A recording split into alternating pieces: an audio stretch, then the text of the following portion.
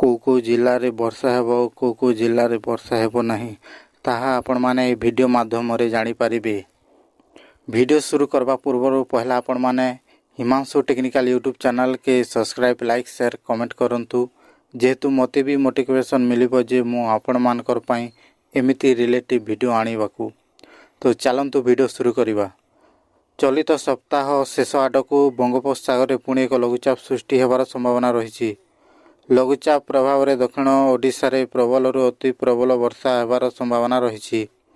एने पाणीपाग विभाग पक्षर सूचना मिली जार प्रभाव में राज्यर अधिकांश स्थान में घड़घड़ी पवन सह वर्षा हो पारे।